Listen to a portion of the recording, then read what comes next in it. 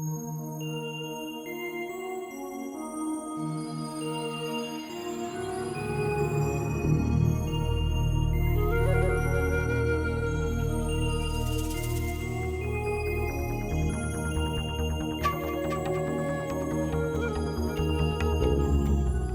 Out Loud, a program designed to explore in-depth interviews with writers to hear that words have voices. Hello everyone, I'm Teresa Miller and welcome to Writing Out Loud. My very special guest today is best-selling author Khaled Hosseini. Thank you so much for being here, Khaled. My pleasure, thank you. The New York Daily News recently called you the most important living American writer. What's it like when you hear such praise? It's very flattering, but I take both positive and negative comments about me and my writing with a grain of salt. I try to shut out the outside voices to the extent that it's possible. I do what I do. I do it for my own private, personal reasons. I've been very fortunate that what I do has appealed to a huge number of people. So from that regard, certainly I'm very grateful and feel very lucky. But I don't pay too much attention to what's said about me. Well, other people do, and we were very, very happy for you and think the praise is much deserved. You were a practicing physician when you started The Kite Runner. Yes. Was there a sudden turning point in your life when you knew you were ready to write this book?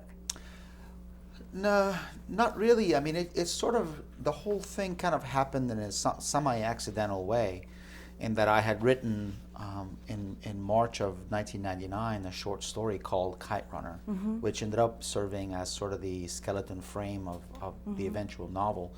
And I forgot about the short story and rediscovered it in early 2001 when my wife read it and really loved it. And so it was really just more of a challenge to myself to write a book. I'd always meant to write a novel, never quite struck on the right idea. And when I reread the short story after she read it, I said to myself, this doesn't work at all as a short story, but there's something here. There's something that's crying out for a longer format, and maybe this is the book that I always wanted to write.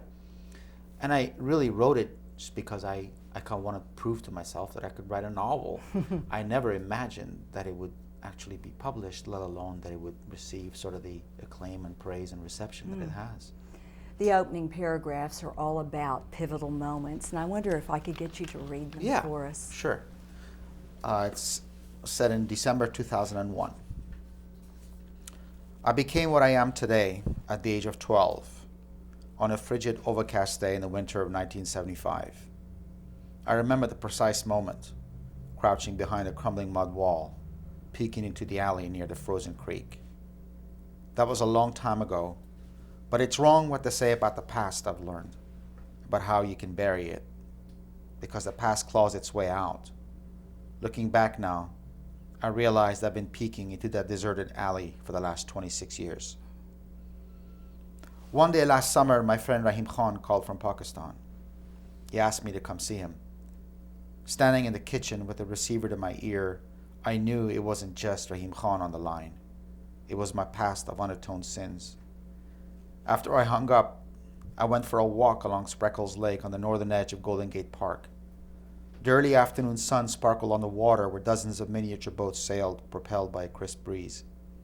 And then I glanced up. I saw a pair of kites, red with long blue tails, soaring in the sky. They danced high above the trees on the west end of the park, over the windmills, floating side by side like a pair of eyes looking down on San Francisco, the city I now call home. And suddenly, Hassan's voice whispered in my head, "For you, 1,000 times over. Hassan, the hair-lipped kite runner." I sat on a park bench near a willow tree. I thought about something Rahim Khan said just before he hung up, almost as an afterthought. There is a way to be good again. I looked up at those twin kites. I thought about Hassan, thought about Baba, Ali, Kabul. I thought of the life I had lived until the winter of 1975 came along and changed everything. And made me what I am today. Beautiful. Thank you. Beautiful, haunting passage. There is a way to be good again. When you're writing a book of this scope, how tricky is it to balance message and story? Well, I never really try to separate the two. I sit and I try to get to know my characters as much as possible, and I try to get inside their perspective of the world. And with each draft that I write, I get to know them better and better. And it really isn't until a second or a third draft that I even begin to understand what the book is about. And I begin to distill themes and images and messages. And so one of the things that I noticed as I read this book, once I wrote the first manuscript, was that this really is a book about wanting to kind of transcend your own limitations morally, ethically, be a better person than who you are. And that there's a way for all of us to be better than what we are. That we've all done things that we're ashamed of, that we're not proud of, that we're all flawed in fundamental ways, and that there's nevertheless in all of us an inkling to be better. And so there's this line that there's a way to be good again. That's becomes kind of a refrain throughout this novel. And a challenge for all of us. Your narrator is also a novelist. How closely do you identify with him?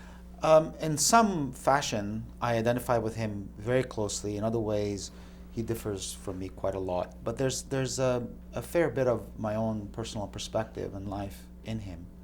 Not only in that he was raised in a very similar environment, socioeconomic background, culture as I was, that lived in Kabul in the same era where I was raised, in the same neighborhood, went to the same school, flew kites like I did, loved movies like I did, and was also a very precocious writer as I was. So there's bits and pieces of me in him.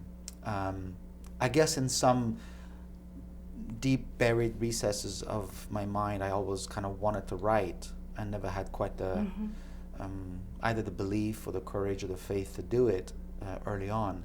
But he goes for it, and that's sort of, I lived kind of vicariously through him, I suppose. There's so many powerful scenes in this book. I mean, one after the other that just stick with you and stick with you for a long, long time. Which scene in the book had the most profound impact on you personally? That's hard, I know. No, that's a good question, because everything that happens in the book filters through me and goes through an emotional process through me. I think, and this may surprise readers, because there is one central, very, very powerful scene in the book that is sort of the linchpin for all that happens afterwards. But really the one that spoke to me the most was the death of Amir's father and his burial, and the decline and demise of this once very powerful, glorious, larger-than-life man into something quite ordinary and diminished, but into a person that nevertheless to his last breath kind of clung to his principles, to who he was, and to his view of the world as he understood it and as he thought it ought to be. I admired him greatly despite his many flaws and despite many of his opinions which I disagreed with, but I was quite fond of him, and so when he died, that was quite an emotional thing for me. How closely involved were you with the movie adaptation? I made myself available to the filmmakers as a kind of a sideline consultant.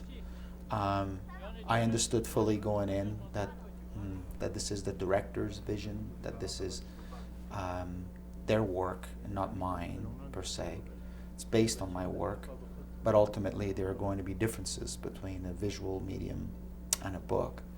And the sooner you accept that, the better off you are. Otherwise, best not to agree to do it in the first place. And so I answered their questions if they had any. And when I was asked for an input, I gave it, but I was cautious to stay on the sidelines as much as possible. But you actually made a cameo appearance in the film. Yeah, after much kind of wrangling with it, because the director, who's a lovely, very talented man, Mark Forster, he kept asking me to play something, and he wanted me to play something more substantial, like the role of the physician who gives Amir's dad the bad news and so on, and I had no intention of doing that. And in the end, it just got to be where he said, you got to do something. And so I hoped people would just blink and miss me, and for the most part, I think people do. but I'm just sort of in the background there. At least you got a cast credit. I do, and then just before you and I spoke, I was watching television, and there's this movie about Hitchcock and the making of Psycho, and he's, of course, was very famous for making these sort of blink it and you miss it cameos in his movies. So there you have it. Now there's even a graphic novel edition of The Kite Runner. Your thoughts on it? Well, this was a sort of a labor of love for me because I grew up reading comic books. I love them. It's one of the ways I learned both French and English. When I moved from Afghanistan to France, I picked up comic books. I had never ever seen a comic book before. I didn't know they even existed, and I was fascinated by them. So I grew up reading a lot of these Marvel superheroes, and so I've always had an affinity for that. And then there's some of my favorite books are graphic novels, like Persepolis and Mouse and Watchmen and so on. So when the idea actually was originated with my Italian publisher, when they pitched it to turn it into a graphic novel, the fanboy in me just kind of that yes, let's do it. And so they're quite faithful to the book, in terms of story and narrative, and the art is amazing. Your readers love the book so much that we think of your characters as real people, and we want to know what happened to them next after the book ends. Have you ever thought about doing a sequel to The Kite Runner? Oh God, oh jeez. No. I think I'm kind of done with those characters, and I kind of think that I could only have created them at that specific time when I was the age I was, and I had the sensibility I had. I think it's sometimes better to just leave questions unanswered, because you may be curious as to what happened, and once you find out, and once it's there, you're bound to be disappointed. And I think the question and the mystery is more interesting than the answer. We can all have our own endings this way. We can all imagine how we want it to be. You've since left medicine to focus on your novel writing full time. How hard a decision was that for you? It was actually fairly straightforward because, as I said, I think all my life I never said so publicly. I think I never even admitted it to myself. What I really wanted to do was to write. And it really wasn't until about a year and a half after Kite Runner was published and had been out in paperback and suddenly was sort of all over the bestseller list and so on, that I realized that from a logistical standpoint, I had that opportunity now. I could do it if I wanted to. I wanted to very badly. I had started writing my second novel, and so I went at it in a stepwise fashion. I took a year off from medicine. I took a sabbatical to write my second book, and I was working for Kaiser Permanente, and they were very gracious in giving me that year. And I worked on my novel, and I wasn't quite done with it when the year expired, and so at that point I had to resign or come back. So I chose to resign and work on my writing, and at this point it's never been a decision that I regretted. I have tremendous respect for the profession, for my colleagues. I was quite fond of some of my patients, but I went to medicine for entirely different reasons that I went into writing. As you were writing that second novel, A Thousand Splendid Suns, were you intimidated at all by the success of that first book? If you live in an echo chamber, that can become intimidating, but I've always, I was already into middle age when that happened. And so you reach an age where you have a level of level-headedness and maturity and some perspective on life and what really matters and who really cares about you, and at the end of the day, what are the things that you hold dearest. And so, I didn't think about it too much. I've always been able to, once I'm into a story and into my characters, I'm able to just kind of descend the steps down into this kind of mental cellar and just kind of work on what I'm working, get lost in the world that I'm inhabiting, and all the noises from the background tend to just kind of recede, and I'm one-on-one with those characters. So, if there's any pressure, and people always ask me, the pressure is really just kind of self-imposed. It's about whether you really have anything left to say, whether you think you have another book in you, another story, whether this thing that you really enjoy doing will be taken from you at some point, because you'll just have nothing more to say. And that's, I think, kind of a anxiety of virtually every writer I know, that the ideas will run out. You're a writer, and I'm sure you've had that in your past as well. Yes, but for me it doesn't turn out as well as it does for you. You have two incredibly strong, complex female leads in 1,000 Splendid Suns. Do you think that the fact that you have a daughter has made you even more sensitive to the plight of Afghan women? Well, I don't know that I would word it that way. It's a stark contrast for me when I go to Afghanistan and I see the little girls and boys and the things that they're deprived, and I come home and I see the comfort and luxury of my own children, and how occasionally I have to remind them of just how fortunate they are, and how education is a privilege, and a lot of children around the world are deprived of it. But I think it really has more to do with my travels, with my meeting people in Afghanistan, hearing their stories, understanding what happened. That's really was the thing that gave me the perspective and the drive to write that book. As a writer, were you ever tempted to rescue these characters from their bad situations, from your own narrative? I was kind of trying to do that the whole time, but stories have sort of wills of their own, and they tend to write themselves after a while. And you get to a point where the momentum of the narrative is so strong that it's a self-propelling thing, and you're almost along for the ride. And you do well not to try and derail what you've set in motion, and rather just kind of follow it through. And that's kind of what happened with that book. I was worried at various points throughout the writing of that book that it was becoming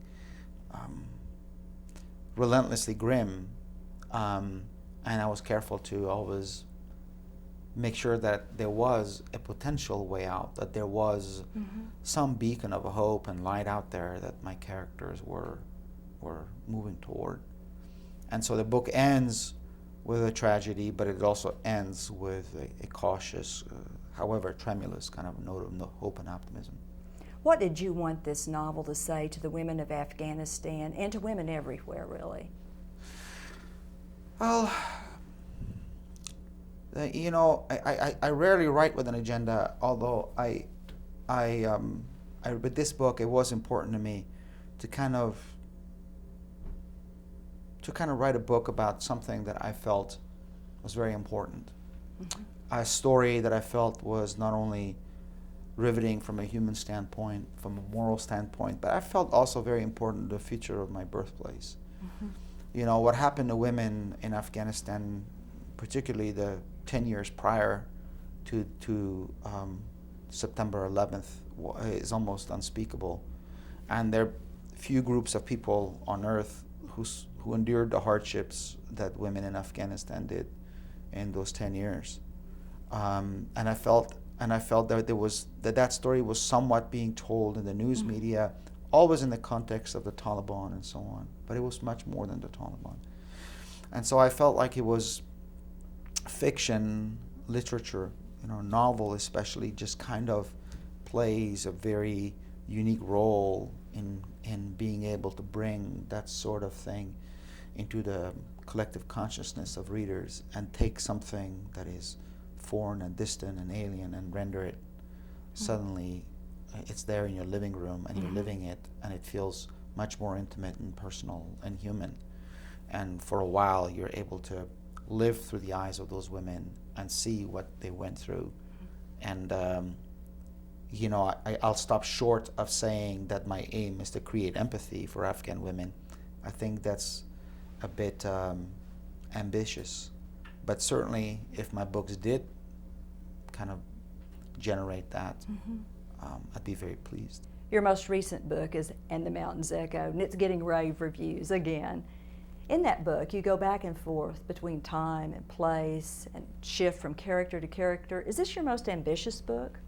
Well, I think so, and it's the one I'm the most fond of, I think, in some ways, because I feel you asked me earlier to read the passage from Kite Runner and the opening chapter, and I'm very fond of that book it will always have a very special place. But even as I was reading it, I was thinking of how I would write it differently now. You know, Really? yeah. I think it's very odd to go back and read something you read 10 years ago, because that was somebody else who wrote that, really.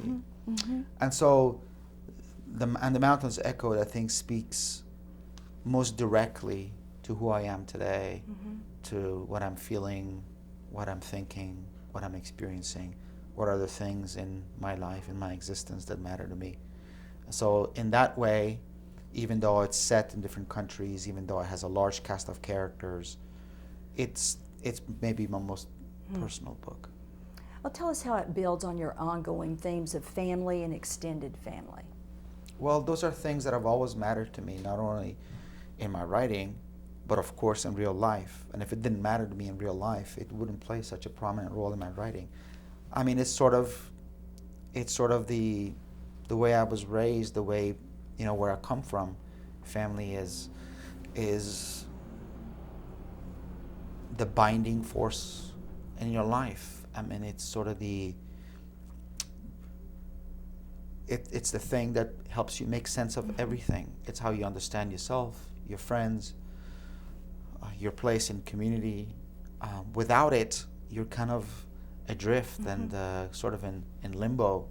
It helps you understand who you are, heritage, the fact that you share experience with other people. You're never alone. You know, in the U.S.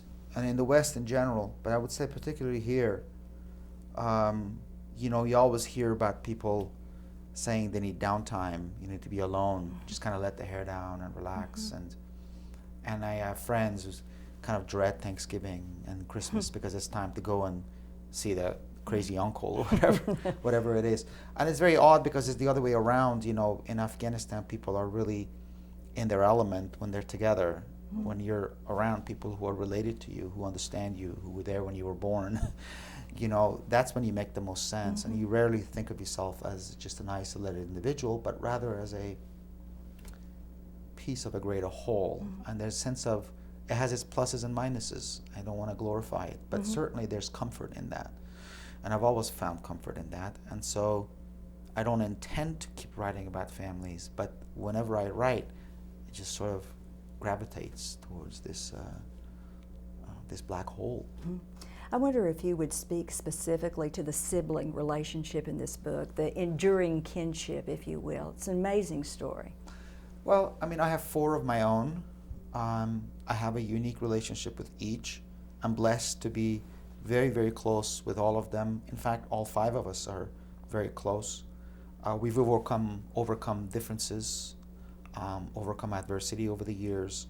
We had our challenges, like all people do.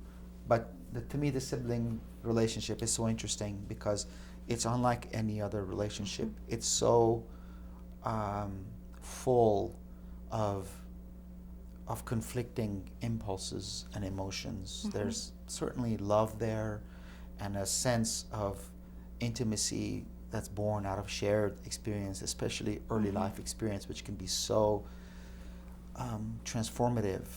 But also there's jealousy and there's competition, there's contempt, there's envy.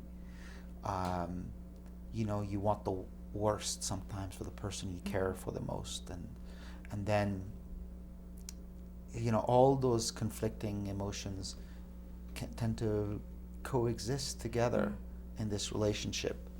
And so to me, it's a wonderful thing to write about.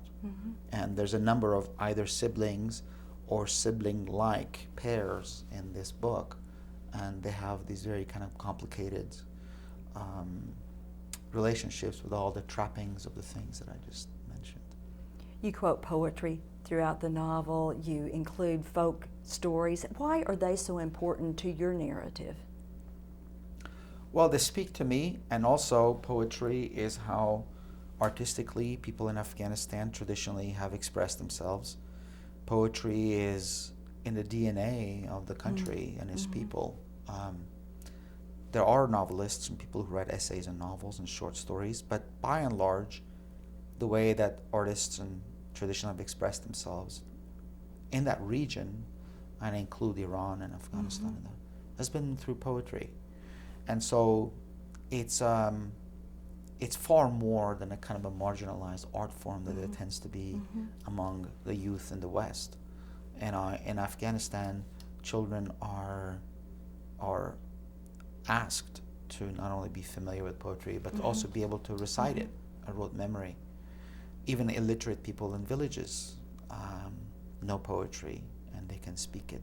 People spray paint it on the walls, and so to me, to write about those people and to not include that important kind of aspect of national identity and this kind of mode of communication that is so common there would be it would be missing an opportunity.